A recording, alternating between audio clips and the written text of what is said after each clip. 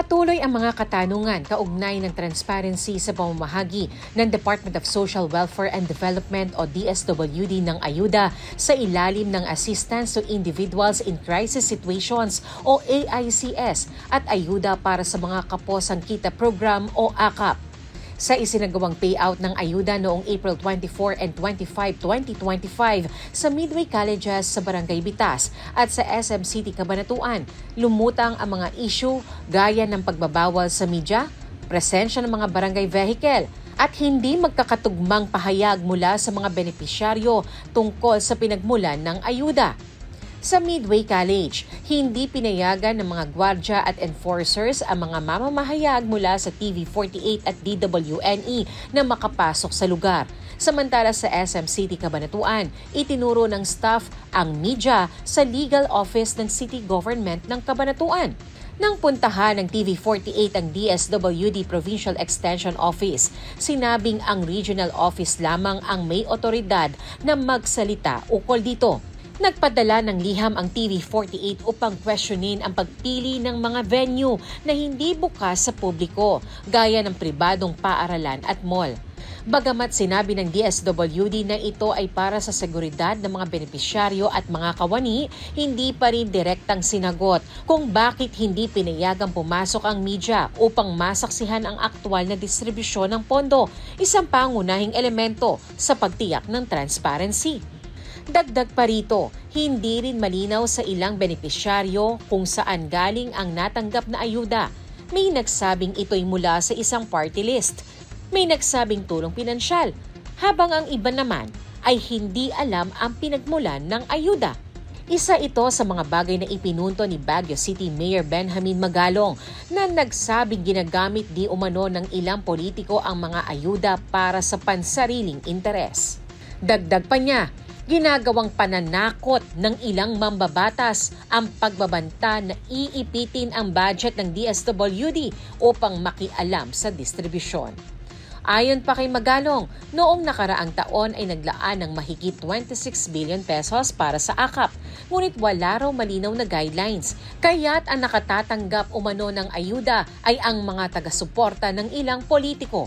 AKAP. Alam mo ba na walang transparency dyan? They're not sharing their data to us. Kasi laging panakot sa kanila ng mga mababatas. Iipitin namin yung budget ninyo during the budget hearing. Kaya walang transparency. Isipin mo na lang kung walang transparency. Paano kung redundant, nabibigyan na ilang beses yung isang beneficiary?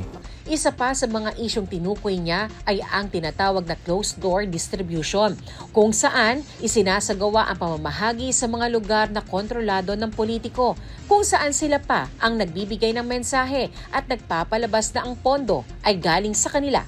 Nagkakaroon sila ng closed-door distribution. Di ba, bawal na yun magsasalita yung mga politiko pag nagbibigay, di ba? Hindi pa rin. They were able to come up with a workaround noon. Isasara nila yung buong complex, tapos doon nila, iipunin nila lahat ng mga kandidato nila magsasalita doon, tapos saka sila magbibigay. Bawal ang picture taking, o kaya laging pinapalabas, kasi bawal na doon sa opisina ang magbigay. Ang gagawin naman ngayon is, pag may pumunta dyan sa opisina, sasabihin, ay, yung pera ni congressman, ando sa DSWD. Pera ni congressman, gano'n.